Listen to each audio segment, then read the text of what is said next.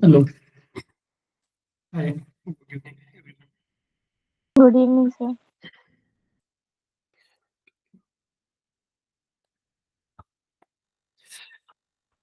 ठीक है, ज्वाइन करने दो सभी को। ठीक है, फिर स्टार्ट करेंगे हम लोग टॉपिक ओके सर। ओके, ठीक है।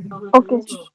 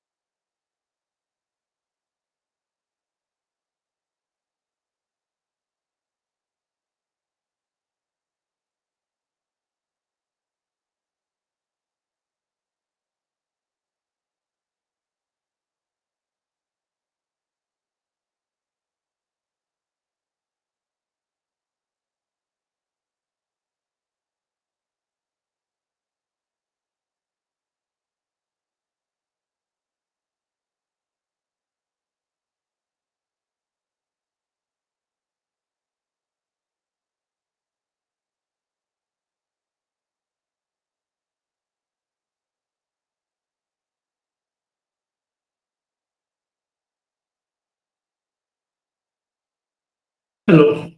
यार इतने कम लोग के हो तो तीन ही लोग हैं।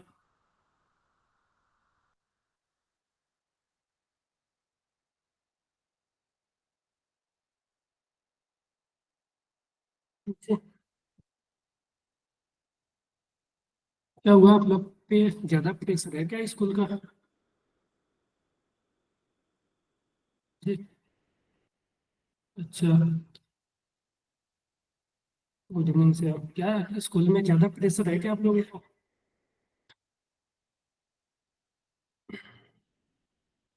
तो यार अटेंडेंस इतना कम, अभी आप लोग 5 लोग हैं बस, 10 मिनट होने को है। हाँ वो तो है पता है, स्कूल एग्जाम तो हम लोग जा मैक्सिमम ना क्लासेस अब मतलब इसी वीक तक चलेगी जो आपका ये चल रहा है, ठीक है। जेई का जो क्लास चल रही है, ठीक है, तो अगले वीक से हम लोग रिवीजन पे ही आएंगे, बोर्ड की चीजें ही देखेंगे कि बोर्ड में कैसे क्या होते हैं, ठीक है।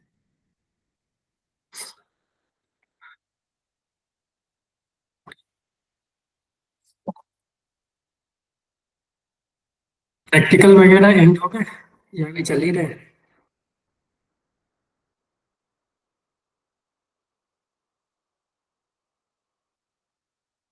Good evening sir. चल ही रहे हैं या एंड हो गए? सर वो ज्वाइन नहीं हो रहा, ज्वाइन करा है। क्या बोले थे? सर कुछ नहीं, ज्वाइन नहीं हो रहा था इसलिए पुरानी लिंक ऐसे। अच्छा, कुछ लिंक का भी प्रॉब्लम है क्या आप लोग? नहीं सर, शायद मुझे ही हो रहा था।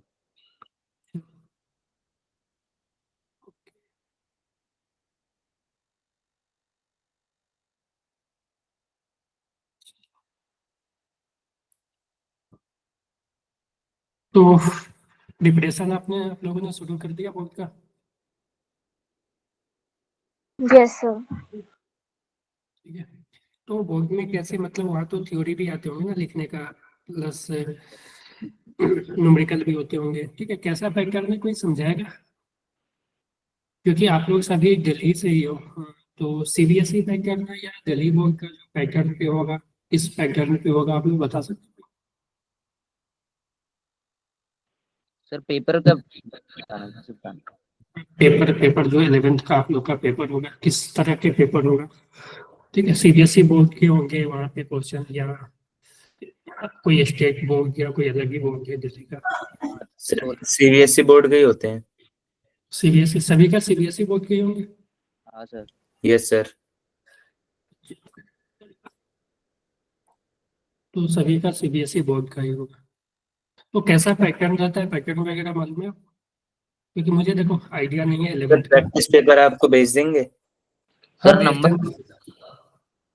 हाँ भेज देना दूल्हा, ठीक है, क्योंकि मुझे आइडिया नहीं है ओके सर। कि सर अभी 11th में भेज दें।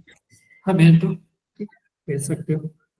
मुझे उतना आइडिया, सभी के पास है पेपर, प्रैक्टिस पेपर हाँ सर। सभी के पास होंगे?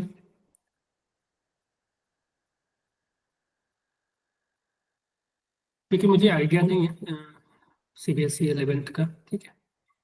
12th का तो आइडिया है क्योंकि 12th का मैंने देखा है पेपर वगैरह, ठीक है। 11th का आइडिया नहीं है कि कैसे क्वेश्चन होते हैं, कितने एमसीक्यू होते हैं, कितने सब्जेक्टिव में किस तरह का वो पूछता है, सर कैसे लिखने 16 होंगे। ऑब्जेक्टिव होते हैं। क्या? 16 ऑब्जेक्टिव होते हैं। अच्छा, 16 ऑब्जेक्टिव होते हैं, ठीक है। तो ऑब्जेक्टिव तो आप लोग से हो ही जाएगा यार, ऑब्जेक्टिव में तो कोई दिक्कत नहीं होगी, ठीक है, क्योंकि ऑब्जेक्टिव तो जो हम लोग कर रहे हैं वही चीजें होगी ऑब्जेक्टिव में, ठीक है। सर तो पेपर तो ऑब्जेक्टिव, क्या बोलते हैं धनंजय? सर एनसीईआरटी से आते हैं मोस्ट। हाँ वो तो एनसीआर के सही रहेंगे, क्योंकि देखो होगा क्या ना कि आप अगर इसका पेपर अच्छे से कर लोगे ना, मान लो ऑब्जेक्टिव, तो जेई मेन देखोगे ना, तो जेई मेन में भी उसी तरह के क्वेश्चन आ रहे हैं, ठीक है। बेसिकली जेई मेन जो अब आ रहा है ना क्वेश्चन, तो वो जो बोर्ड वगैरह लेवल के होते हैं ना मैक्सिमम, ज्यादातर क्वेश्चन, मतलब ज्यादातर नहीं बोल सकते कि 4-5 क्वेश्चन तो उसी लेवल पे होते हैं, ठीक है, उसी टाइप के क्वेश्चन होंगे, ठीक है। डायरेक्ट फार्मूला बेस्ड ही क्वेश्चन आते हैं, ठीक है। मैं एक दिन पेपर भी लेके आऊंगा आपके पास कि आज पेपर एंड हो जाएगा, ठीक है। तो हो सकता है कि सैटरडे सैटरडे को नहीं, मंडे वगैरह को, ठीक है, हम उस चीज को देखेंगे कि कैसे पेपर आ रहे हैं, ठीक है, जेई मेन में, ठीक है। जितना भी सिलेबस हम लोगों ने कर लिया अभी तक, तो वहां तक का देख लेंगे कि कैसा पेपर आ रहा है, ठीक है। सिलेबस जहाँ तक की बात है कि सिलेबस तो आप लोगों ने जब स्कूल में किया है, तो स्कूल में तो स्कूल में तो बेसिकली पूरा सिलेबस हो ही गया होगा, है कि नहीं? स्कूल में पूरा सिलेबस करवा दिया गया बोर्ड के लिए। ये से कंप्लीट होने वाला है, वेव चल रहा है। वेव चल रहा है। वेव कौन सा, साउंड वेव या वेव ऑन स्ट्रिंग? सर आज तो चैप्टर स्टार्ट ही हुआ है, वेव सर वेव ही नाम से है चैप्टर बस। तो इसमें वेव में दो वेव होते हैं, एक तो होता है साउंड वेव, एक तो होगा साउंड वेव, ठीक है। साउंड वेव लास्ट में होता है, पहले भी वेव ऑन स्ट्रिंग होगा, ठीक है, उसके बाद साउंड वेव आएगी, ठीक है। तो ये, ठीक है, सभी का यही है ना, सभी का होने वाला होगा ना, क्योंकि सिलेबस तो सभी का यस सेम ही सर। होगा। सर ठीक है, हो गया syllabus syllabus। तो ये, तो आप, ऐसा नहीं है कि आप बोर्ड का तो प्रिपरेशन करोगे, बोर्ड के लिए पढ़ोगे, बोर्ड के लिए फार्मूला वगैरह याद करोगे, तो जेई मेन में उसका यूज नहीं होगा, ठीक है। उसका यूज जेई मेन में भी होगा, क्योंकि जेई मेन में भी फार्मूला बेस्ड क्वेश्चन पूछे जा रहा है, ठीक है। जेई मेन में भी अगर हम बात करें तो फार्मूला बेस्ड क्वेश्चन पूछे जा रहे हैं, ठीक है, डायरेक्ट फार्मूला से ही क्वेश्चन आ जा रहा है, ठीक है। हम लोग देखेंगे एक दिन, मे बी लास्ट वीक, ठीक है, अगले वीक, ठीक है, जो कि शायद आपका लास्ट वीक भी होगा क्लासेस का, ठीक है। तो उसमें हम देख लेंगे एक दिन पेपर लेकर पूरा, ठीक है, तो कि कैसे कैसे 11 से क्वेश्चन आ रहे हैं, कि उसमें पूरा पेपर होगा, ठीक है, इसमें पूरा पेपर होगा, तो वहाँ पर हम देख लेंगे। तो आप वहाँ पे देखोगे कि जो क्वेश्चन है ना, बहुत सारे क्वेश्चन देखोगे तो डायरेक्ट सर फार्मूला आपको बेस्ड प्रैक्टिस है। पेपर भेज दिए। क्या बोले अब्दुल्ला? सर प्रैक्टिस पेपर भेज दिया आपको। प्रैक्टिस पेपर किसका, जेईमेन का? No sir, CBSE board.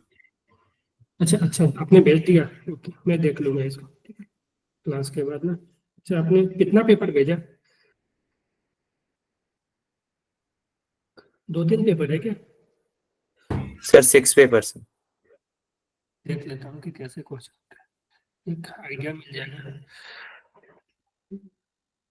Physics है या तीनों सब्जेक्ट है इसमें? सर फिजिक्स है।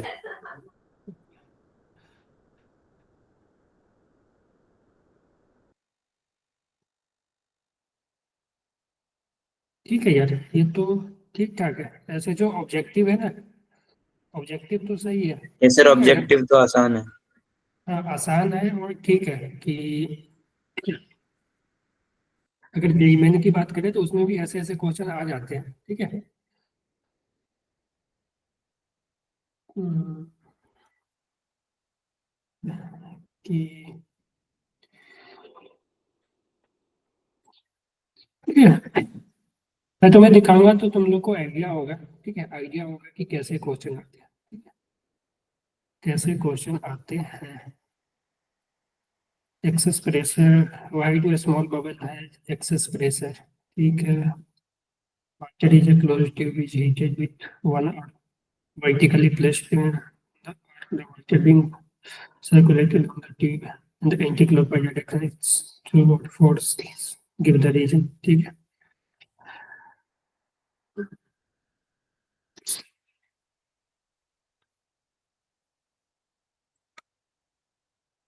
कितने क्वेश्चन होंगे एक में, कितने, 33? ये सर 33 सभी को, 33। क्वेश्चन होते हैं सर। सभी करने रहते हैं क्या? हाँ सर। सर चॉइस भी होती है वैसे कुछ में। मजल वेलोसिटी, ठीक है यार, अच्छा क्वेश्चन, ठीक है। अगर हम ऑब्जेक्टिव की बात करें ना, तो ऑब्जेक्टिव आप करोगे ना, तो ये जितना भी ऑब्जेक्टिव आप करोगे तो ये सब चीजें आपको जेईई मेन में भी हेल्प करेगी, ठीक है। अगर आपका, आप इसका हर एक ऑब्जेक्टिव कर लोगे ना, मान लो, ठीक है, अगर हर एक ऑब्जेक्टिव आप कर लो समझ समझ के, ठीक है, तो आप जेईई मेन में भी अच्छे खासे क्वेश्चन कर लोगे, ठीक है। क्योंकि अगर मैं देखो ना, तो इसमें से इस तरह के क्वेश्चन आ जाते हैं जेईई मेन में, जो इजी क्वेश्चन होते हैं ना, क्योंकि देखो, अगर हम मेंस की बात करें तो मेंस में फिजिक्स और केमिस्ट्री की बात करें तो उसमें ज्यादातर क्वेश्चन इजी ही होते हैं, ठीक है। जो मैक्सिमम क्वेश्चन होता है 2-4 क्वेश्चन ही होता है, जो कि हो सकता है कि टफ बोल सकते हैं, ठीक है, आप लोग के लेवल पे उसको टफ बोल सकते हैं, और 2-4 क्वेश्चन एवरेज, ठीक है। बाकी जो मान लो कि 10 छोड़ दो, ठीक है, 10 छोड़ दो, तो 15 बचे, ठीक है, क्योंकि 25 क्वेश्चन होता है, तो 15 बचे, तो 15 question direct formula based easy question तैयार आते हैं, थोड़ा सा फार्मूला लगाओ, कैलकुलेट करो, आ जाएंगे आंसर, ठीक है। तो ठीक है।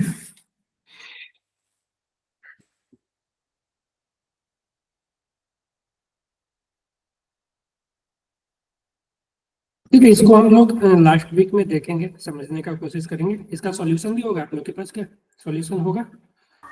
यस सर, सॉल्यूशंस भी हैं। ठीक है। तो आप लोग सॉल्यूशन देख कर तो कर ही लोगे, ठीक है। वैसे हम लोग लास्ट वीक में कोशिश करेंगे कि एक दो पेपर इसका हम कर लें, ठीक है। क्योंकि देखो हम समझा ही सकते हैं, ठीक है। क्योंकि जो यहाँ पे सब्जेक्टिव वगैरह है वो तो वो नहीं पाएगा, ठीक है। लेकिन कैसे करना है, क्या करना है, आइडिया एक हम लोग ले लेंगे, ठीक है। क्योंकि सब्जेक्टिव में तो आपको लिखना ही होगा, जो भी ऑब्जेक्टिव वगैरह है, ठीक है। जो कॉन्सेप्चुअल है वो हम लोग समझ लेंगे क्लास में, ठीक सर है। आप स्टार्टिंग से ही जेई वाले उसमें पढ़ा है? क्या आपने सर जेई वाले उसको पढ़ा है स्टार्टिंग से? क्या धनंजय जी?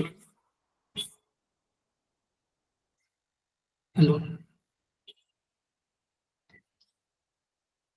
टाइप करके लिख दो यार तो धनंजय। सर वो पूछ रहा है, आप शुरू से ही जेई का ही कोर्स वाले बच्चों को पढ़ा रहे हो? हाँ, ठीक है। मैं शुरू से ही यही मतलब बोर्ड के लिए मैं नहीं पढ़ा रहा हूँ, ठीक है। क्योंकि यहाँ पे देखो होता क्या है ना कि मैं जहाँ पे था पहले, पीडब्ल्यू में था, आकाश में था। तो वहाँ पे बेसिकली जो मेन फोकस होता है वो जेई का भी होता है, ठीक है। जेई या नीट, ठीक है। दो डिपार्टमेंट होते हैं, जेई का अलग फैकल्टी होता है, नीट का अलग फैकल्टी होता है, ठीक है। तो वहाँ ज्यादा बोर्ड पे उतना फोकस नहीं करवाते हैं, ठीक है। बच्चों को खुद से करना पड़ता है बोर्ड का, ठीक है। तो इसीलिए ये है, क्योंकि मुझे उतना आइडिया नहीं है जेई बोर्ड का, ठीक है। इसलिए ओके, ठीक है। सर आप सीबीएसई बोर्ड से नहीं पढ़े? नहीं यार, मैं सीबीएसई बोर्ड में 10th तक था। उसके बाद मैं बेसिकली बिहार से हूँ, तो बिहार बोर्ड में आ गया था। क्योंकि हुआ था ना एक्चुअली कि मुझे स्कूल नहीं जानी थी, ठीक है। मुझे कोचिंग करके प्रिपरेशन ही करना था, ठीक है। तो सीबीएसई बोर्ड में होता है कि क्लास वगैरह लगाने पड़ता है, ठीक है। स्टेट बोर्ड वगैरह में ये थोड़ा ये दिक्कत नहीं होती है कि क्लास आप लगाओ। क्योंकि मैं फिर बाहर चला गया था पढ़ने, ठीक है। तो क्लास लगाना, स्कूल तो जाना पड़ना डेली पॉसिबल नहीं था, तो इसलिए मैंने बोर्ड को चेंज कर लिया। सीबीएसई नहीं लेकर बिहार बोर्ड में शिफ्ट हो गया। क्योंकि वहाँ पे सिर्फ एडमिशन हो गया था, फिर सिर्फ एग्जाम देने गए थे, कोचिंग वगैरह हमने कर लिया था। ओके, तो रीजन ये था, ठीक है। तो वहाँ का जो बोर्ड का जो पैटर्न होता है अलग होता है। वहाँ पे जो बोर्ड में देखोगे तो बिहार बोर्ड में जो ऑब्जेक्टिव क्वेश्चन है वो 40 ऑब्जेक्टिव होते हैं। आधा ऑब्जेक्टिव होता है, आधा सब्जेक्टिव होता है वहाँ पे बेसिकली, ठीक है। 30 नंबर प्रैक्टिकल के होते हैं और 35 क्वेश्चन रहते हैं ऑब्जेक्टिव, और 35 क्वेश्चन जो होते हैं सब्जेक्टिव होते हैं, ठीक है। तो वहाँ पे ये था। फिजिक्स केमिस्ट्री में, मैथ में 50-50 हो जाता है, 50 ऑब्जेक्टिव 50 सब्जेक्टिव, ठीक है। 50 लिखने लिखने वाला होगा, सॉल्व करने वाला, ठीक है। और 50 जो हो गया ऑब्जेक्टिव हो गया। फिजिक्स केमिस्ट्री में तो 30-30 नंबर प्रैक्टिकल का हो जाता है, तो 70 बचे, तो 70 में 35-35 दोनों ऑब्जेक्टिव और सब्जेक्टिव में डिवाइड हो जाते हैं। ओके। सर मैथ्स में प्रैक्टिकल मैथ नहीं में? होता? क्या मैथ में? नहीं, मैथ में प्रैक्टिकल सर क्या? मैथ्स में कोई मैथ में इंटरनल मार्क्स नहीं मिलते थे? नहीं नहीं, मैथ में 100 मार्क्स होता था पूरा, ठीक है। वो सर पूरा बिहार में टफ फिर होता है क्या? सब्जेक्ट। बिहार में तो ऐसे टफ होता है। हाँ, वो थोड़ा होता है वहाँ पे, ठीक है। चलो ठीक है, तो स्टार्ट कर लेते हैं। तो ठीक है, आप लोग लगे हुए हो तो 2-3 दिन, सर ठीक है, आपकी कौन क्लास सी डिवीजन आई हम थी? लोग देख फीडबैक्स। क्या बोल रहे हैं? फीडबैक्स क्या बोल डिवीजन आई थी? रहे? नहीं आ रही। टाइप कर सकते हो? आवाज क्लियर नहीं आ रही है। आज मैंने बड्स नहीं लगाया हुआ है, वो डिस्चार्ज है तो क्लियर आवाज सुन नहीं पा रहे।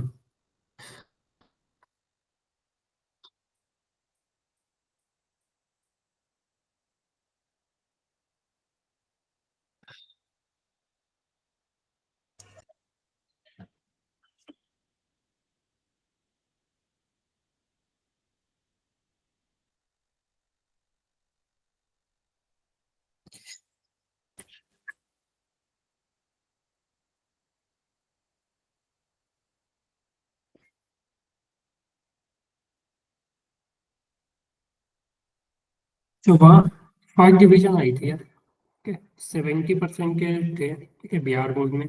और बिहार बोर्ड वगैरह में 70% काफी हो जाते हैं, क्योंकि वहाँ पे देखोगे तो 75-80 पे लोग टॉप कर जाते हैं, ठीक है। सर 11th तो में? ट्वेल्थ में अच्छा 12th में। सर क्योंकि आप वहाँ पे कौन सी एग्जाम में जो एनआईटी से हो? कॉपी चेकिंग होती है।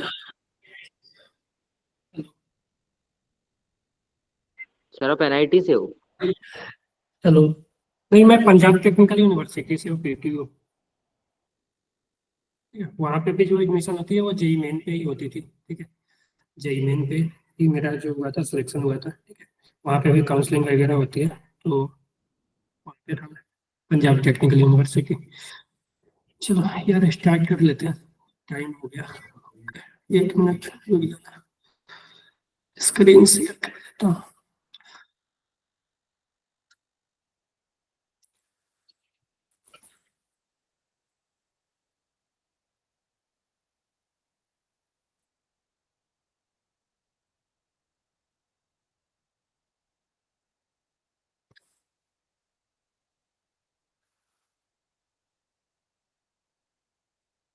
चलो, तो हमने सीआर स्टेट्स वगैरह देख लिया था, ठीक है। तो होता क्या है कि हमने स्टेज देखा, तो पहले तो हमने नॉर्मल स्टेज देखा था, जिसको कि हम टेंजेंशियल स्टेज बोलते हैं, ठीक है। लॉन्गिट्यूडिनल स्टेज, सॉरी टेंजेंशियल नहीं, लॉन्गिट्यूडिनल स्टेज, ठीक है। When the stage is normal to the, यानी कि जो क्रॉस सेक्शन पे नॉर्मल फोर्स लगता है, ठीक है, जो क्रॉस सेक्शन एरिया है उसके नॉर्मल नॉर्मल फोर्स लगता है, तो लॉन्गिट्यूडिनल स्टेज होता है, परपेंडिकुलर बाई, ठीक है। फिर हमने लॉन्गिट्यूडिनल का दो पार्ट देखा था, एक टेंसाइल, टेंसाइल में क्या होता है, लेंथ इंक्रीज होता है, ठीक है। और एक हमने देखा था कंप्रेसिव, तो कंप्रेसिव में होता है कि हम कुछ चीज को कंप्रेस करते हैं, तो वहाँ पे जो स्टेज डेवलप होता है उसको हम कंप्रेसिव स्टेज कहेंगे, ठीक है। फिर हमने वॉल्यूमेट्रिक देखा था, जिसको हम चेंजिंग फोर्स अपॉन एरिया, मान लो कि किसी मान लो कि एक बैलून है, या मान सकते हैं कि एक कोई ऐसा सिस्टम है जिसमें कि मान लो लिक्विड है, ठीक है। एक हमने लिक्विड को यहाँ पे मान लो किसी पॉलीथीन वगैरह में, प्लास्टिक वगैरह में भर दिया है, या बैलून को फुला दिया है, तो उस पे जब तुम फोर्स लगाओगे बाहर की तरफ या अंदर कभी कहीं भी लगा सकते हो, तो वहाँ जो स्ट्रेस डेवलप होगा वो होगा वॉल्यूमेट्रिक स्ट्रेस, ठीक है। इसके लिए हम एक अलग चीज डिफाइन करेंगे, बल्क मोटर्स, ठीक है, आगे। दूसरा शियर स्ट्रेस, ठीक है, जब एरिया के पैरेलल, ठीक है, एरिया के पैरेलल जब फोर्स लगता है, ठीक है, यानी कि टेंजेंशियल इसको बोल सकते हैं, ठीक है। तो उसको बोलते हैं, देखो अगर तुम मान लो कि मेरे पास कार्टून का डब्बा है, ठीक है, उस पे मान लो तुम ऐसे फोर्स लगाओगे, ठीक है, या मान लो कि मोटा बुक है, बुक पे तुम इस तरह से फोर्स लगाओगे उसके, ठीक है, तो वो थोड़ा सा शियर ऑफ हो जाएगा, इस तरह का शेप हो जाएगा, ठीक है। ओरिजिनल जो है वो ग्रीन वाला शेप था, ओरिजिनल जो है वो ग्रीन वाला शेप था, और जब हमने फोर्स लगाया तो ये ब्लू वाला शेप इस तरह से हो गया, ठीक है। तो यहाँ पे जो जो स्ट्रेस आएगा इस पे, उसको हम शियर स्ट्रेस बोलते हैं, ठीक है, टेंजेंशियल फोर्स के कारण। तो वहां पे जो हो जाएगी फोर्स पैरेलल अपॉन एरिया, इस एरिया के पैरेलल जो फोर्स लग गई, तो shear stress force upon area, ठीक है। तो सॉरी, दूसरा होता है ब्रेकिंग स्ट्रेस, ठीक है। ब्रेकिंग स्ट्रेस की अगर हम बात करें, तो breaking stress the minimum stress required to cause the actual fracture of the material, ठीक है, कि उतना स्ट्रेस हम किसी मटेरियल पे अप्लाई कर दें ताकि वो फ्रैक्चर हो जाए, ठीक है, तो उसको हम बोलेंगे फ्रैक्चर, ठीक है, पॉइंट, ठीक है, कि उस पॉइंट पे वो फ्रैक्चर हो गया, ठीक है। और उस स्ट्रेस पे, जिस स्ट्रेस पे वो फ्रैक्चर हो जाएगा, उसको हम बोलेंगे ब्रेकिंग स्ट्रेस या अल्टीमेट स्ट्रेस, ठीक है। कोई भी नाम से क्वेश्चन में आ सकता है, या तो ब्रेकिंग स्ट्रेस या अल्टीमेट स्ट्रेस, ठीक है। तो maximum stress that material can bear is called breaking stress. तो कोई भी मटेरियल होता क्या है, कोई भी मटेरियल के पास अपना कैपेसिटी होता है, कि मान लो तुम कोई भी मटेरियल पे तुम फोर्स लगा रहे हो, तो वो एक लिमिट तक ही उस स्ट्रेस को वो बियर नहीं कर पाएगा, ठीक है। कि ऐसा नहीं है कि तुम कितना भी फोर्स लगा दो, फोर्स तुम बेसिकली फोर्स बढ़ा रहे हो तो स्ट्रेस बढ़ा रहे हो, ठीक है। तो ऐसा नहीं कि वो स्ट्रेस तुम बढ़ाते जाओ, उस पर कोई प्रभाव नहीं पड़ेगा। हो सकता है कि एक इतना स्ट्रेस हो जाए ताकि ये ब्रेक हो गया, ठीक है, ये ब्रेक हो गया, तो उसको हम बोलेंगे,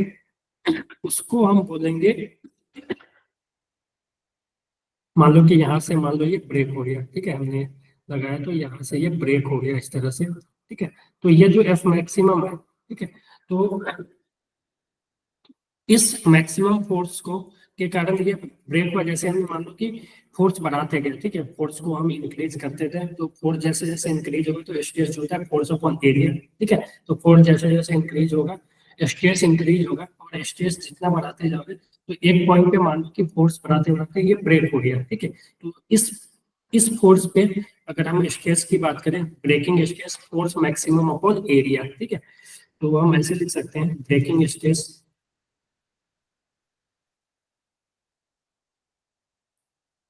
जिस फोर्स पे, ऐसे लिख सकते हैं ब्रेकिंग फोर्स अपॉन एरिया, ठीक है, ब्रेकिंग फोर्स अपॉन एरिया, ठीक है। तो जिस फोर्स पे वो ब्रेक हो गया, ठीक है, अपॉन एरिया, तो ये ब्रेकिंग स्ट्रेस हो जाएगा, ठीक है। तो सिग्मा ब्रेकिंग, ठीक है, हम लिख सकते हैं एफ ब्रेकिंग, ठीक है, अपॉन एरिया, ठीक है। तो ये ब्रेकिंग स्ट्रेस हो गया, ठीक है, जिसपे कि मटेरियल ब्रेक हो जाए, ठीक है, फ्रैक्चर हो जाए, ठीक है, एक्चुअल फ्रैक्चर आ जाए उसमें, तो उसको हम बोलेंगे ब्रेकिंग स्ट्रेस। हाँ जी, किसी को इसमें दिक्कत?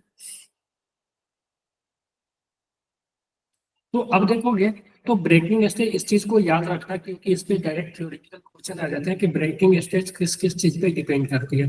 तो ब्रेकिंग स्ट्रेस जो है वो नेचर ऑफ मटेरियल, यानी मटेरियल क्या चीज से बना हुआ है उस पर डिपेंड करेगी, टेम्परेचर पे करेगी और इम्प्योरिटी पे करेगी, ठीक है।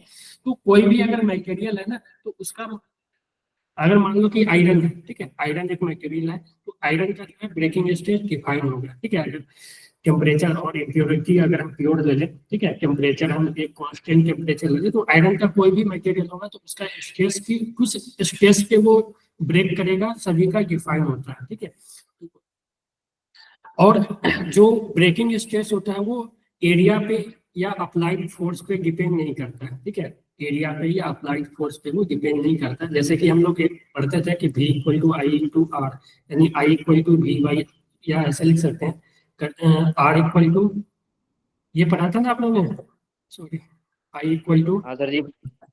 V बाई आर, तो हम लोग R equal to V by I, तो हमने वहां देखा था कि R जो होता है ना तो V पे डिपेंड करता है ना ही I पे डिपेंड करता है, ये मटेरियल का प्रॉपर्टी है। R जो होता है वो L बाई ए, यानी डायमेंशन पे और किस मटेरियल का बना हुआ है उस पे डिपेंड करता है, ठीक है। तो R डायमेंशन पे, ठीक है, लेंथ और एरिया डायमेंशन हो गया, ठीक है, और वो किस मटेरियल से बना हुआ। तो ऐसा नहीं है कि आर तुम यहाँ से देखोगे तो भी और आई पे डिपेंड करेगा, ठीक है, ऐसा नहीं, आर जो है मटेरियल पे डिपेंड करता है। उसी तरह जो यहाँ पे ब्रेकिंग स्ट्रेस है ना, तो हमेशा याद रखना इस चीज को, मैं यहाँ पे स्टार लगा देता हूँ, ठीक है, कि इंडिपेंडेंट किस किस चीज से इंडिपेंडेंट है, क्रॉस सेक्शन एरिया से इंडिपेंडेंट है, ठीक है, या इसको हम थिकनेस बोल सकते हैं, और अप्लाइड फोर्स से भी सर, इंडिपेंडेंट है, ठीक सर, है। हाँ। लेकिन अभी जो आपने लिखवाया था कि breaking stress equal to breaking force upon में एरिया, तो सर एरिया के तो इनवर्सली प्रोपोर्शनल होगा ना ये? नहीं बेटा, देखो जो ब्रेकिंग फोर्स है ना वो डिफाइन होगा सभी का, ठीक है, जैसे कि मैंने एग्जांपल दिया ना कि V equal to I, R equal to V by R, sir breaking force independence होगा, लेकिन यहाँ पर तो ब्रेकिंग स्ट्रेस लिखा हुआ है ना। हाँ, तो ब्रेकिंग फोर्स अगर किसी भी चीज का डिफाइन होगा ना, अगर मान लो कि कोई मटेरियल है, ठीक है, तो मटेरियल का ना ब्रेकिंग स्ट्रेस डिफाइन होता है, ठीक है, ओके सर। ठीक है। तो ब्रेकिंग फोर्स तो, ठीक है, तो वो जो है अप्लाइड फोर्स पे डिपेंड नहीं करता, ठीक है, ना ही क्रॉस सेक्शन एरिया पे डिपेंड करता है, ठीक है, ब्रेकिंग स्ट्रेस, ठीक है। तो ये क्या चीज पे डिपेंड करता है, तो मटेरियल पे डिपेंड करता है, टेम्परेचर पे करता है, इम्प्योरिटी पे। अगर कोई भी मटेरियल में इम्प्योरिटी ज्यादा है तो उसका ब्रेकिंग स्ट्रेस कम होते जाएगा, यानी कम ही स्ट्रेस पे वो ब्रेक हो जाएगा, ठीक है। अगर मान लो कि मेरे पास आयरन है, ठीक है, तो कोई भी आयरन तुम ले लो, ठीक है, तो आयरन का ब्रेकिंग स्ट्रेस पहले से ही डिफाइन होगा कि वो किस स्ट्रेस पे जाके वो फ्रैक्चर होगा, ठीक है, या कॉपर ले ले या स्टील ले ले, तो हर एक का ब्रेकिंग स्ट्रेस डिफाइन होता है। ये सब चीजें आप ना जब बीटेक वगैरह में जाओगे ना, जब सिविल इंजीनियरिंग वगैरह लोगे, तो वहाँ पे ये सब चीजें अच्छे से पढ़ाया जाता है, ठीक है, क्योंकि वहाँ पे इसी सब चीजें का काम होता है, स्टील वगैरह का, ठीक है। जब मैन्युफैक्चरिंग वगैरह में जाते हैं तो यही सब चीज का ज्यादा काम होता है। वो मटेरियल साइंस में ये सब चीजें पढ़ते हैं कि कोई भी चीज का ब्रेकिंग स्ट्रेस क्या होगा, कितने फोर्स पे वो ब्रेक करेगा, ये सब चीजें वहाँ कैलकुलेट करवाई जाती है, ठीक है। तो तो वो क्या चीज पे डिपेंड करता है, nature of the material, temperature और इम्प्योरिटी पे, क्या पे नहीं डिपेंड करता है, क्रॉस सेक्शनल एरिया पे और अप्लाइड फोर्स पे। ठीक है, तो हम जैसे कि लिख देते हैं कि breaking stress equal to force upon area, तो ये नहीं समझना कि ये जो है इस दोनों पे डिपेंड करता है, जैसे कि R equal to V by I, तो ऐसा नहीं है कि आर जो है वी पे और आई पे डिपेंड करता है, आर मटेरियल का प्रॉपर्टी होता है। ठीक है, आर जो है रो इंटू एल बाई है, इस मटेरियल से बना हुआ, उसका लेंथ कितना है, उसका एरिया कितना है, ठीक है, उस पर डिफाइन होता है। ठीक है, तो उसी तरह से ये है। तो अब हम अगर बात करें maximum force which can applied on the wire depends on, यानी कि कितना हम मैक्सिमम फोर्स लगा सकते हैं। ठीक है, फोर्स लगाएंगे तो स्ट्रेस आएगा, तो कितना मैक्सिमम फोर्स लगा सकते हैं वो किस पे डिपेंड करता है। ठीक है, तो वो डिपेंड करता है क्रॉस सेक्शनल एरिया पे, ठीक है, और थिकनेस पे, ठीक है, नेचर ऑफ द मटेरियल पे, टेम्परेचर पे और इम्प्योरिटी पे। तो ये भी चीज, तो ये जो तीनों सर यहाँ पे पॉइंट है ना, आर जो हैगा वो रो इंटू एल अपॉन में ए है ना, हाँ आर दो इलेक्ट्रॉन है। और सर एल जो है वो लेंथ हैगा, तो सर एरिया से वो कटेगी नहीं, हाँ ये से एरिया है, एरिया ऑफ क्रॉस तो सेक्शन। सर रो अपॉन में एल आ जाएगा ना। नहीं नहीं, क्यों, अगर मान लो वायर है तुम्हारा, इस वायर है तो वायर का लेंथ एल होगा, इसका area cross section pi R square होगा ना, जो भी इसका रेडियस होगा इनटू, ओके सर। कटेगा कैसे। तो ये हो गई। तो ये चीजें आप ध्यान रखना हमेशा कि मैक्सिमम लोड, ठीक है, क्रॉस सेक्शनल एरिया और thickness, nature of the material, temperature, impurity. ठीक है, तो ये तीनों जो पॉइंट है उसको अच्छे से देख लेना, क्योंकि इसमें डायरेक्ट क्वेश्चन आ जाते हैं। ठीक है, अगर हम बात करें आगे, तो आगे चलो क्वेश्चन कुछ कर लेते हैं, जैसे ये क्वेश्चन करके दिखाओ।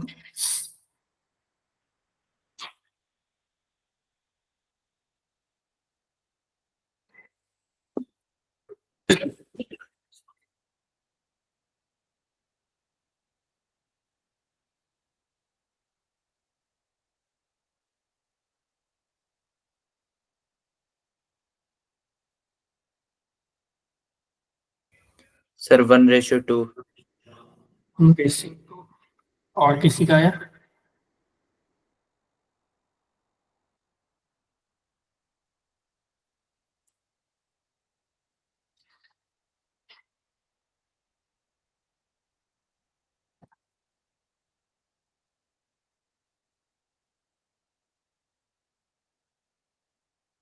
देखो है क्या कि यहाँ पे दिया हुआ है सर 1:4। कि द रेस 1:4 देख लेता हूँ, the ratio of radii of two wire, ठीक है, of same material, material same है, इज 2:1। ठीक है, तो तो जो रेशियो है R1 by R2 is equal to 2/1। ठीक है, तो find if they are stretch by same force, यानी फोर्स जो है वो सेम है दोनों पे। ठीक है, सेम फोर्स से स्ट्रेच किया गया, तो रेशियो ऑफ स्ट्रेस। ठीक है, तो सॉरी, अगर हम स्ट्रेस की बात करें सिग्मा, तो वो फोर्स अपॉन एरिया होता है। ठीक है, तो अगर हम सिग्मा 1 बाई सिग्मा 2 देखें, ठीक है, तो पहले हम सिग्मा 1 देख लेते हैं, सिग्मा 1, तो एफ बाई एरिया A1। ठीक है, क्योंकि फोर्स दोनों पे सेम ही है, तो सिग्मा 2 F/A2। ठीक है, तो यहाँ से अगर हमें निकालना है स्ट्रेस का रेशियो, यानी सिग्मा 1 बाई सिग्मा 2, तो ये देखोगे तो बेसिकली दोनों को डिवाइड करेंगे तो ये A2/A1 आ जाएगा। ठीक है, A2/A1, और A2 को हम लिख सकते हैं पाई इंटू R2 का स्क्वायर, और A1 को लिख सकते हैं पाई इंटू R1 का स्क्वायर। तो ये बेसिकली R2/R1 का होल स्क्वायर आ जाएगा, यानी सिग्मा 1 बाई सिग्मा 2 जो है ना, वो R2/R1 का होल स्क्वायर।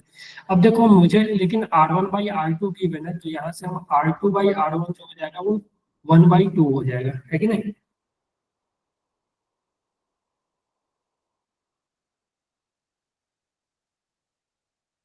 हेलो बोलो। तो R2/R1 जो है वो R2/R1 जो है 1/2 हो जाएगा, तो 1/2 का होल स्क्वायर करोगे, ठीक है, तो सिग्मा 1 बाई सिग्मा 2 जो है 1/4 आ जाएगा। ठीक है, तो 1:4 आ जाएगा। क्लियर है। Yes sir. चलो, तो हम आगे बढ़े, तो क्वेश्चन नंबर सेकंड देखोगे तो ये है अपना। ठीक है,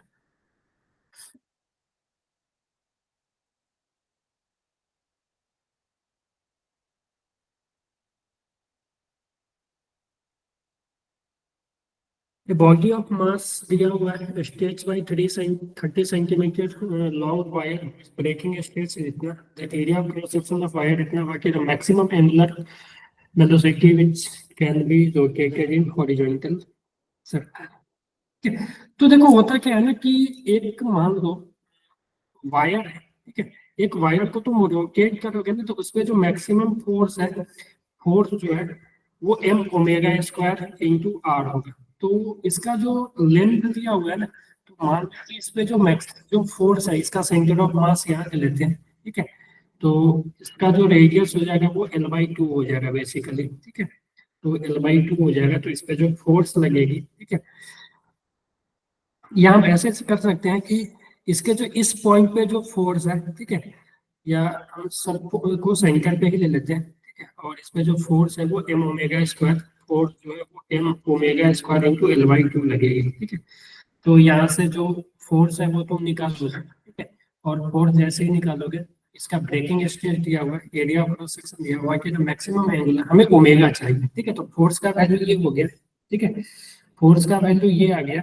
ओमेगा आप निकाल सकते हो, तो breaking stress is equal to force upon area, ठीक है, तो जो ब्रेकिंग फोर्स है ये, यहाँ से फोर्स की जगह sigma is equal to, sigma का वैल्यू आपको गिवन है 4.8 into 10⁻⁷ is equal to force M omega square L/2, mass वगैरह दिया हुआ है, मास एल लेंथ दे दिया है, ठीक है, upon area, area cross section given है, ठीक है, 10⁻⁻⁶, ठीक है, मास का वैल्यू गिवन है, मास का वैल्यू 10 kg है, और लेंथ का जो वैल्यू है वो 30 सेंटीमीटर, ठीक है, तो 30 सेंटीमीटर या 0.3 मीटर, ठीक है, तो यहाँ पे वैल्यू रखोगे ना तो ओमेगा आ जाएगा, ठीक है, ओमेगा अपने को फाइंड करनी है, ठीक है, तो सर्कुलर मोशन का देखो यहाँ पे कॉन्सेप्ट लग गया, ठीक है, इसमें सर्कुलर मोशन का यूज करवा दिया, ये हो गई। अगला देखो, ये क्वेश्चन कर लो, ये तो हो जाएगा आपसे, जल्दी से कर लो इसको।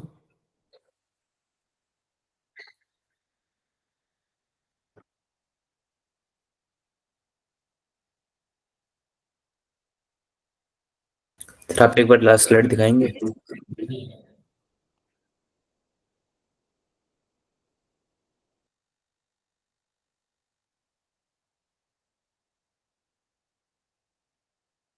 सर क्वेश्चन दिखा देना।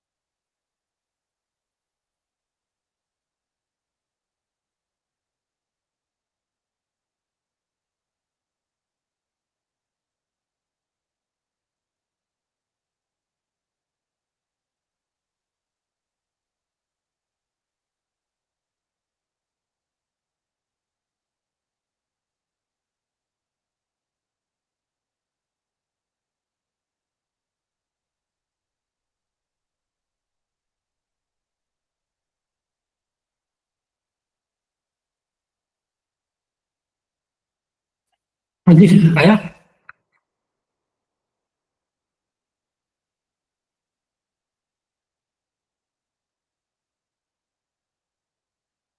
देखो वो खुद के वेग के कारण ये हो रहा है ना।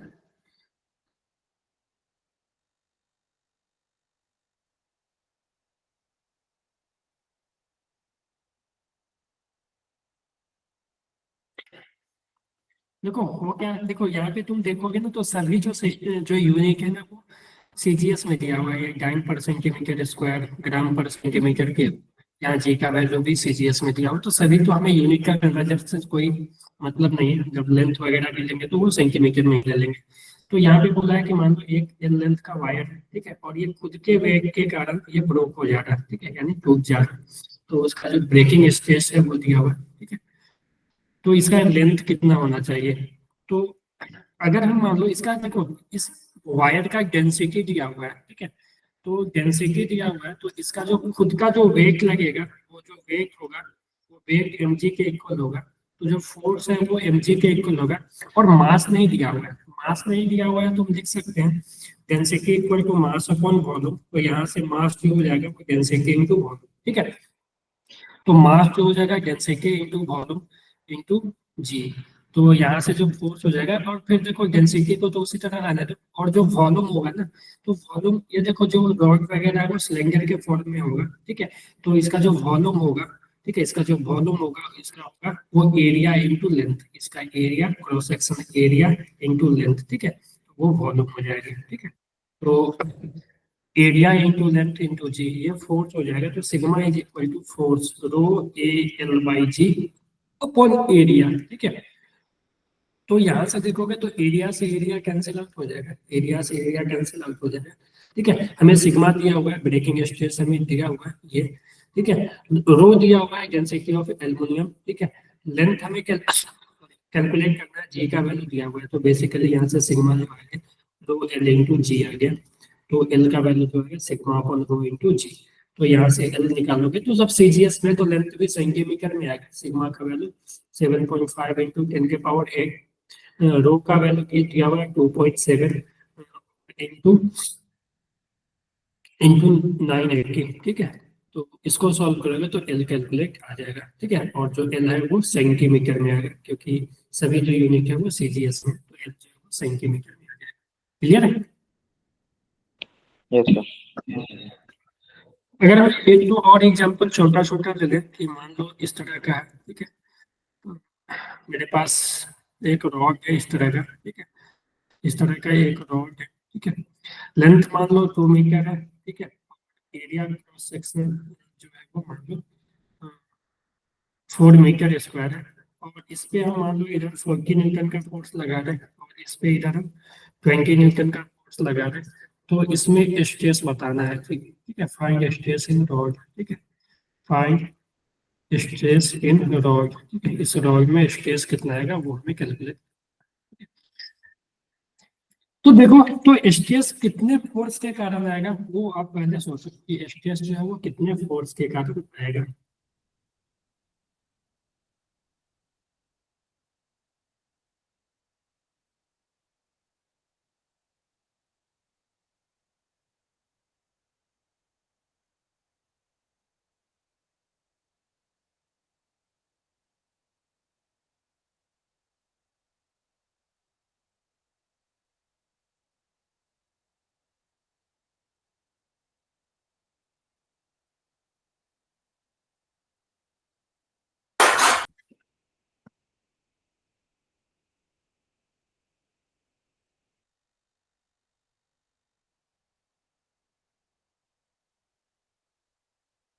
सर 15 न्यूटन मीटर स्क्वायर आ रहा है। 15 न्यूटन पर मीटर स्क्वायर यार। Yes sir. 15 आ रहा है। ठीक है, तो देख लेते हैं कि जो देखो तो तुम देखोगे कि जो स्ट्रेस आएगा ना वो सिर्फ 20 न्यूटन के कारण आएगा। ठीक है, क्योंकि 20 न्यूटन इधर घिस रहा है, 40 न्यूटन से इधर।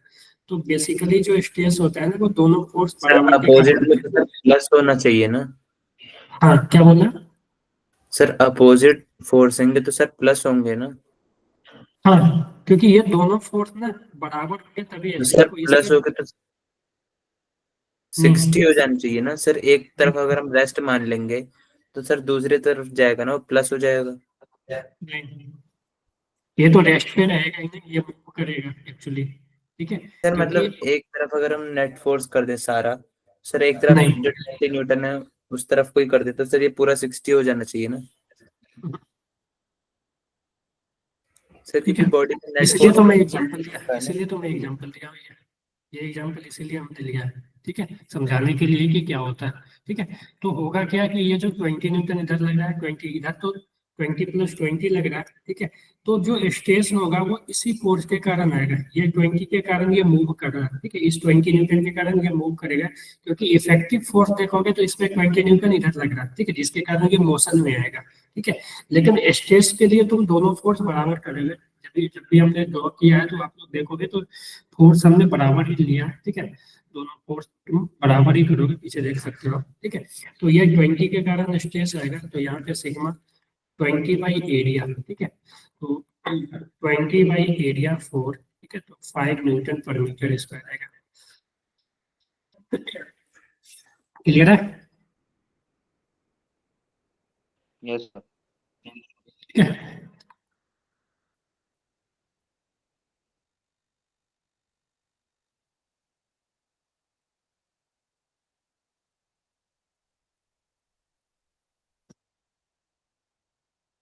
ठीक है, यार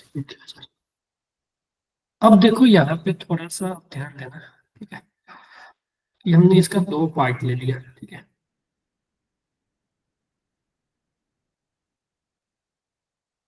सिंपल एक एक कर लेते हैं।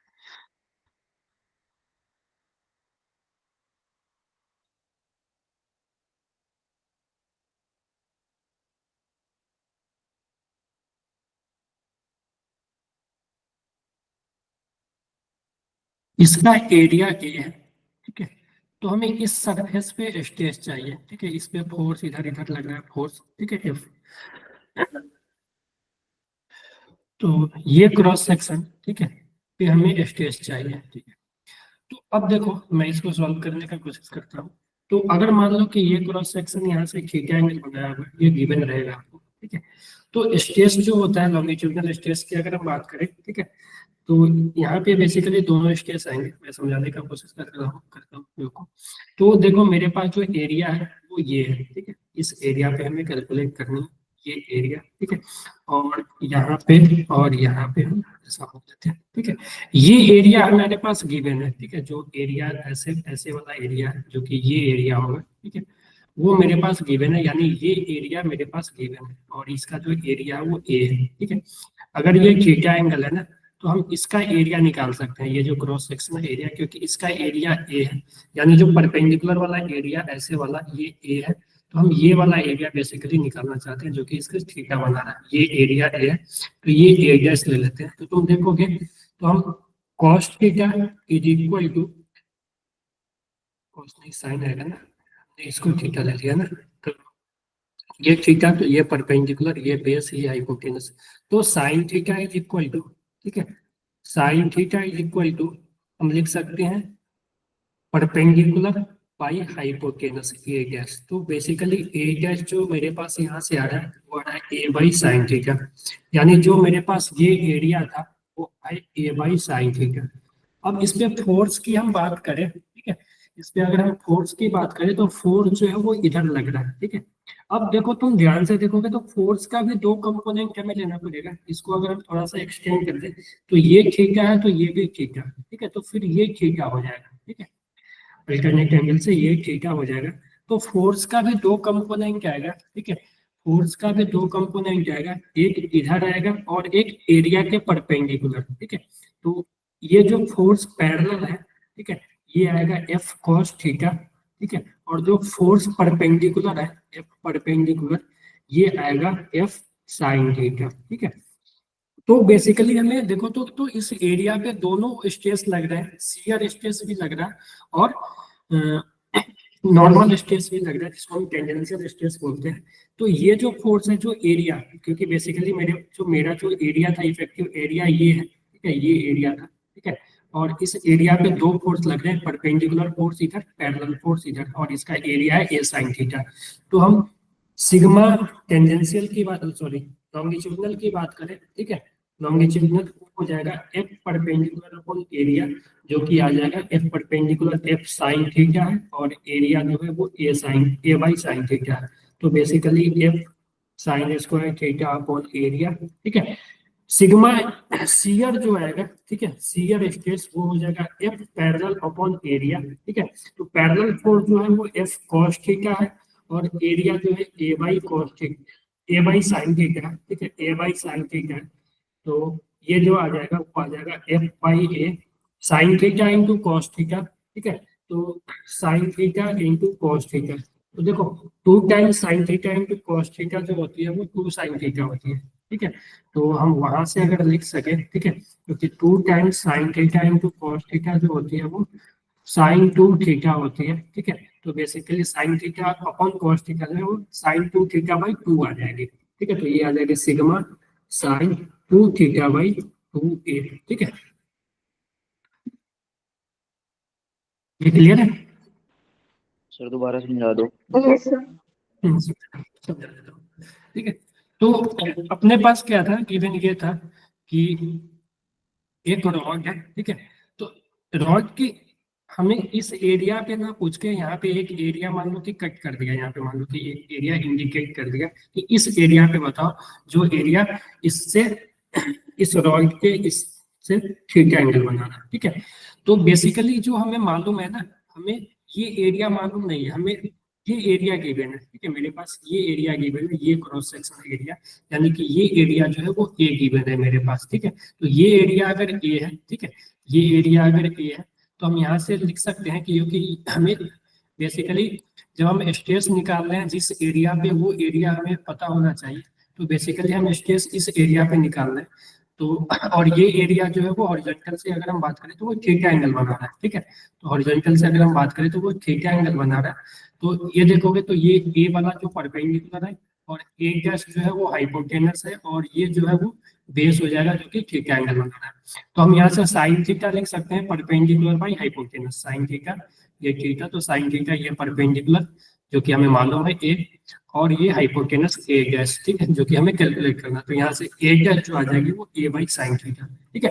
अब यहाँ तक तो हो गया। फिर अगर हम बात करें, इसको फिर से मैं ड्रॉ करता हूँ, ठीक है, इसको मैं फिर से ड्रॉ करता हूँ। तो जो एरिया था उस पर हमें फोर्स इंडिकेट करना है, ठीक है, जिस जो एरिया था उस पर हमें फोर्स इंडिकेट करना है। तो ये एरिया था बेसिकली मेरे पास, ये एरिया था, ठीक है, और इस पे जो ओरिजिनल फोर्स लग रहा था वो इधर लग रहा था, ठीक है। अगर मैं फोर्स की बात करूँ तो ये फोर्स जो है वो इधर लग रहा था, ठीक है।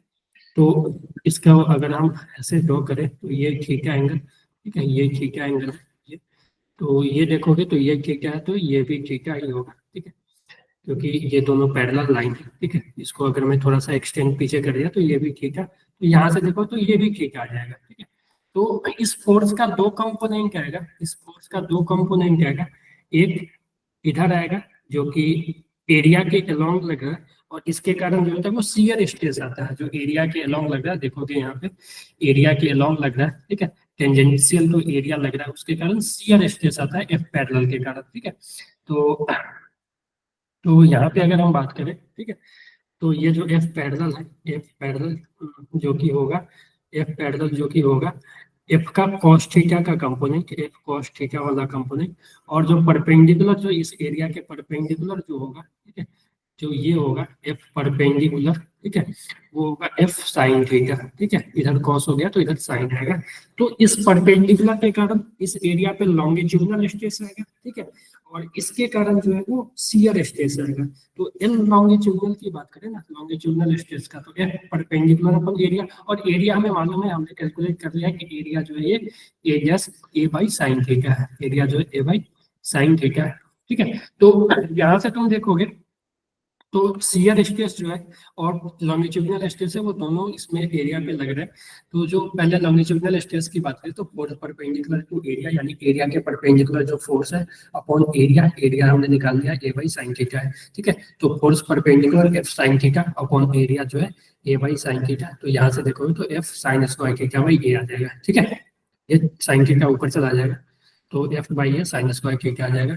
फिर शियर की बात करें तो शियर में देखोगे तो एफ पैरेलल, ठीक है, पैरेलल फोर्स जो है वो cos थीटा के इक्वल है, एफ cos थीटा। और जो एरिया है, एरिया तो इसके लिए भी सेम ही होगा, ए बाई साइन थीटा। तो यहाँ से देखें तो एफ बाई ए, ये साइन ऊपर चला जाएगा, साइन इंटू कॉस। ठीक है, और साइन इंटू कॉस को हम इस फॉर्मूला से लिख सकते हैं, टू साइन टू थीटा जो होता है, two sine theta into cos theta होता है। तो साइन इंटू कॉस जो है वो sine two theta by two हो जाएगा। तो इस पूरे को हम sine two theta by two, तो ये आ गया। ठीक है, गॉट इट। चलो ठीक है, तो ये हो गई, तो ये अच्छा क्वेश्चन है। तो हमें इस पे एरिया पे कैलकुलेट करनी थी स्ट्रेस। ठीक है, चलो अब हम स्ट्रेन की बात करते हैं। तो स्ट्रेन देखो क्या होता है कि कोई भी चीज ना, कोई भी चीज अगर कोई भी चीज पे जब हम स्ट्रेस लगाते हैं ना, स्ट्रेस अप्लाई करते हैं ना, कोई भी चीज पे जब हम स्ट्रेस अप्लाई करते हैं ना तो उसके कारण उसका कुछ ना कुछ लेंथ चेंज होता है। ठीक है, तो स्ट्रेन को डिफाइन किया गया है। ठीक है, स्ट्रेन को change in length upon original length. ठीक है, या हम ऐसे भी बोल सकते हैं, पहले तो लेंथ की बात बाद में करेंगे, वहां पे लॉन्गिट्यूडनल में आएगा, क्योंकि स्ट्रेन भी शियर स्ट्रेन हो सकता है। ठीक है, वॉल्यूमेट्रिक स्ट्रेन हो सकता है, तो अलग अलग। तो हम इसको ऐसे लिख सकते हैं, strain is equal to change in dimension upon original dimension. ठीक है, तो change in dimension of the body upon original dimension. ठीक है, तो change in dimension of body, ठीक है, अपॉन ओरिजिनल डायमेंशन।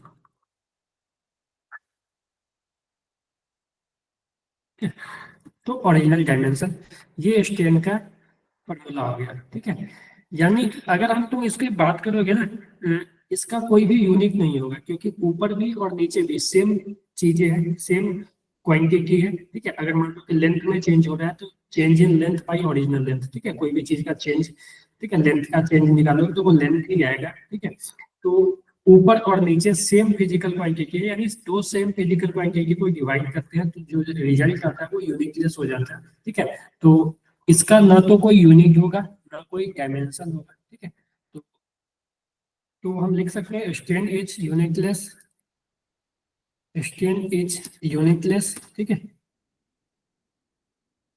यूनिटलेस, ठीक है, एंड डायमेंशनलेस। ठीक है,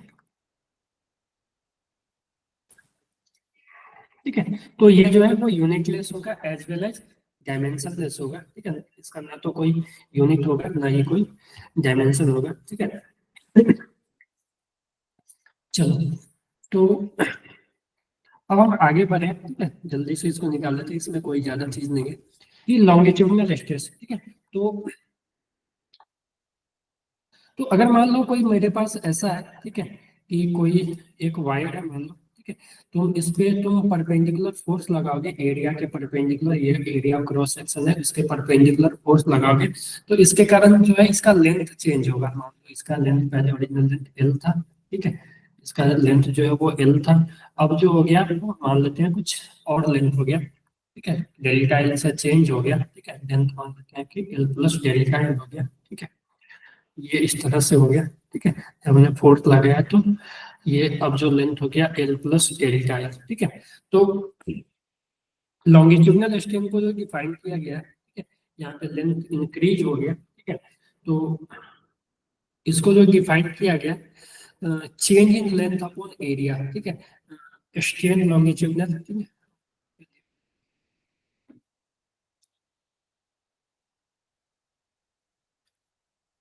strain is equal two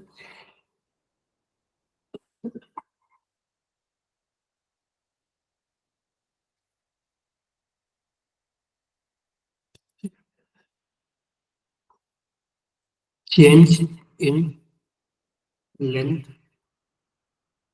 upon original, ठीक है,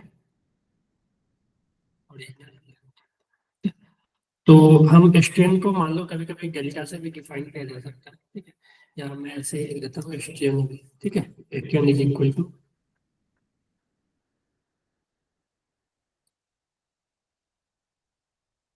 डेल्टा एल बाई एल, ठीक है, change in length upon original length, ठीक है, change in length upon original length. Clear है यहाँ तक सभी को? Yes sir. ओके, तो ये हो गई। फिर बात करते हैं वॉल्यूमेट्रिक स्ट्रेन का। तो ये हो जाएगा change in volume upon original volume, ठीक है। तो अगर कोई भी चीज पे बॉडी पे मान लो कि ये मेरे पास बैलून है, इस बैलून पे तुम प्रेशर अप्लाई करोगे, ठीक है, तो प्रेशर या, ठीक है, यानी कि तुम सभी एरिया पे फोर्स लगाओगे तो फोर्स के कारण प्रेशर आएगा, ठीक है, यानी कि बेसिकली तुम स्ट्रेस ही लगा रहे हो, वॉल्यूमेट्रिक स्ट्रेस। तो इसके कारण जो है वो इसका वॉल्यूम चेंज हो जाएगा, मान लो कि वॉल्यूम डिक्रीज हो गया, डिक्रीज हो गया, ठीक है। तो यहाँ पे जो स्ट्रेन हो जाएगा, ठीक है, वो वॉल्यूमेट्रिक स्ट्रेन आएगा, और हम इसको लिख सकते हैं यहाँ पे जो स्ट्रेन आया, ठीक है, स्ट्रेन ही सिर्फ ले लेता हूँ, वो चेंज इन वॉल्यूम, ठीक है, change in volume upon original volume, ठीक है। तो यहाँ पे जो स्ट्रेन आएगा वो आएगा चेंज इन वॉल्यूम को मैंने डेल्टा भी लिख दिया, ठीक है, और ओरिजिनल वॉल्यूम भी, ठीक है।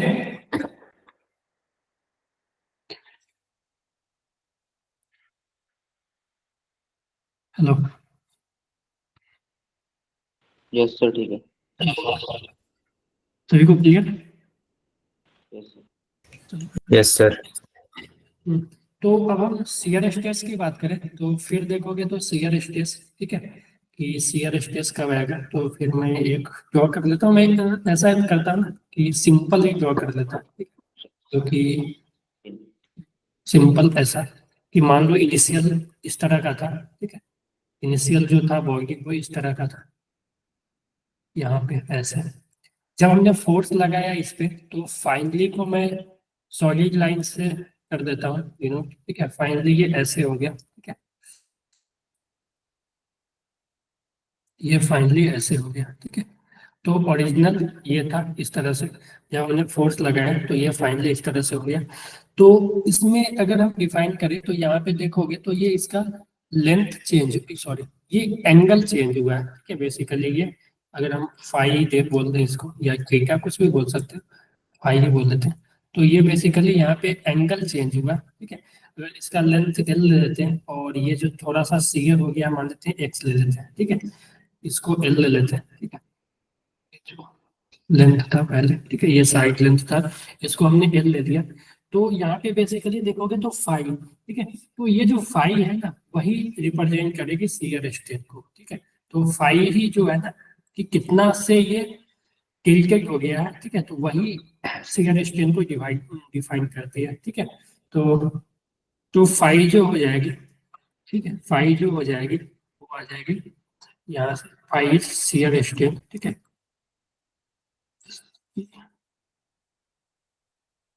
शियर शियर स्ट्रेन, ठीक है। तो यहाँ से तुम देखोगे तो फाई का वैल्यू, तो हमें बेसिकली शियर स्ट्रेन निकालना है, तो फाई को तुम लिख सकते हो कि tan थीटा, देखो हम अगर tan थीटा के फॉर्म में लिखे, ये थीटा है तो ये परपेंडिकुलर, सॉरी, ये परपेंडिकुलर हो जाएगा, ये बेस हो जाएगा। तो हम tan थीटा को लिखे, tan थीटा को लिखे तो हम लिख सकते हैं परपेंडिकुलर ये x बाई एल, ठीक है, x बाई एल यानी कितना से ये शियर ऑफ और जो ओरिजिनल लेंथ का इस डायरेक्शन में, ठीक है, वो तो x बाई एल। और देखो होता क्या है कि कोई भी चीज मटेरियल में ज्यादा स्ट्रेस तो नहीं आता है, अगर for small value of theta, ठीक है, for small value of theta, for small theta, ठीक है, स्मॉल थीटा, हम लिख सकते हैं tan थीटा को थीटा, ठीक है, tan theta should be equal theta, tan theta और साइन थीटा को थीटा ही लिख देते हैं स्मॉल एंगल के लिए, ठीक है।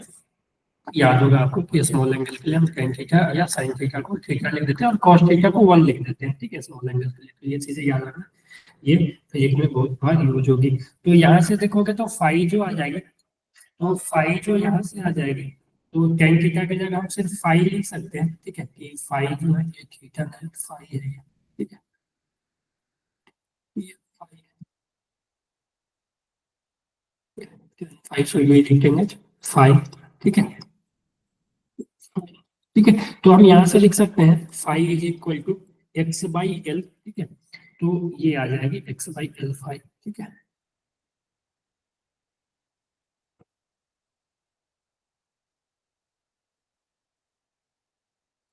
Okay, yes sir. तो फाई बाई एल, तो बेसिकली तुम देखोगे ना, तो ये चीज क्या फाई क्या डिफाइन कर रही है, ये basically x by L, x क्या है, एक्स है कि जो अपर पोजीशन था, अपर का डिस्प्लेसमेंट कितना हुआ लोअर के रिस्पेक्ट में, तो लोअर तो पहले यहाँ था, तो लोअर के रिस्पेक्ट में ये जो है वो एक्स का डिस्प्लेसमेंट हुआ, ठीक है। और एल जो है वो डिस्टेंस बिटवीन टू लेयर है, ठीक है, यानी एक हम अपर लेयर बोल देते हैं, एक हम लोअर लेयर बोल देते हैं, या हम ऐसा बोल सकते हैं कि दो फेस था, एक अपर फेस, ठीक है, क्योंकि ये एक तरह से क्यूबॉइडल से बनाया, ठीक है, तो ऊपर जो था अपर फेस था, नीचे जो था वो लोअर फेस था, ठीक है। तो हमने अपर फेस पे फोर्स लगाया, तो अपर फेस लोअर फेस के रिलेटिव अपर फेस कितना डिस्प्लेस हो गया, ठीक है, वो है एक्स, और जो एल है वो है डिस्टेंस बिटवीन टू फेस। तो हम शियर स्ट्रेन को ऐसे बोल सकते हैं, शियर स्ट्रेन, ठीक है, strain is equal to displacement of upper face with respect to lower face, ठीक है, यानी लोअर फेस के रिस्पेक्ट में डिस्प्लेसमेंट उसका कितना हुआ, ठीक है, upon distance between two face, ठीक है, यानी दोनों फेस के बीच डिस्टेंस हमने जो एल दिया है, ये अपर फेस था ये लोअर फेस था, ये दोनों के बीच डिस्टेंस एल है, ठीक है, upon distance between between the two face, ठीक है। तो वही चीज यहाँ पे अगर हम फाइव, तो फाइव एक्स बाई एल, ठीक है, क्लियर है, गॉट इट, यस सर। ठीक है। सर क्या बोला, और कितने स्ट्रेन है? हो गया स्टेस स्टेन हो गए दोनों, ठीक है, दोनों हो गए, ठीक है, क्योंकि वहां पे भी हमने दो तरह तीन तरह के स्टेन देखे थे, स्टेस हमने देखे थे लॉन्गिट्यूडिनल स्टेस, ठीक है, वॉल्यूमेट्रिक स्टेस और शियर स्टेन स्टेस। यहाँ पे भी तीन चीज हम देख लिया, स्टेन भी तीन चीजें का तरह का, लॉन्गिट्यूडिनल स्टेन, ठीक है, वॉल्यूमेट्रिक स्टेन और शियर स्टेन, ठीक है। तो ये हो गए अपना स्टेन स्ट्रेस हो गया, ठीक है। अब इस दोनों को रिलेट करने वाला एक लॉ होता है, हुक्स लॉ जिसको बोलते हैं, जो कि स्ट्रेस और स्ट्रेन के बीच रिलेशन लाता है, ठीक है, और तीनों के लिए अलग अलग है। लॉन्गिट्यूडिनल के लिए अलग चीज हम डिफाइन करते हैं, वॉल्यूमेट्रिक के लिए हम अलग चीज डिफाइन करते हैं, ठीक है, और फिर शियर के लिए हम अलग चीज डिफाइन करते हैं। तो ये चीजें हम तो अगली क्लास में कर लेंगे, ठीक है, और एक से दो क्लास चलेगा, दो क्लास मैक्सिमम ये एंड हो जाएगा, क्योंकि इसमें है कुछ नहीं कुछ, ठीक है। Okay sir. किसी को कुछ पूछना है? No sir. आठ लोग ही हैं, आठ लोग, इतना कम attendance। सर जी क्या? सर इतना कम अटेंडेंस है, आठ लोग ही हो अभी आप लोग। हाँ सर। सर रोज इतने ही बच्चे रहते हैं क्लास में अभी तो। क्या बोल रहे हैं किसी का? सर अभी इतने ही बच्चे आते हैं क्लास में। सभी सब्जेक्ट में यही है क्या? हाँ सर यही है।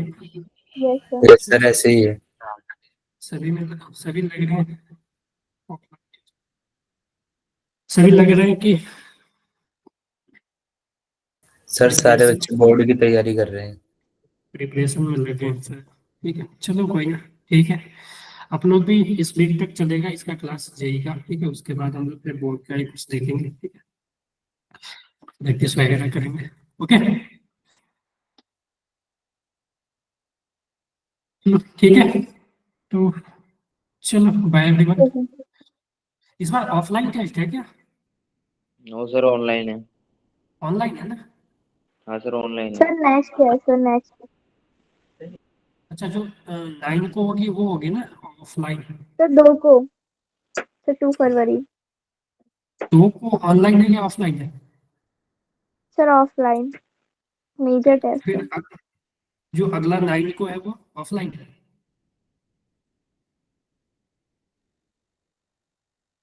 उसके बारे में कोई आइडिया नहीं है क्या? 9 होगा जो 9 में है, 9 अगला तो ऑनलाइन होगा।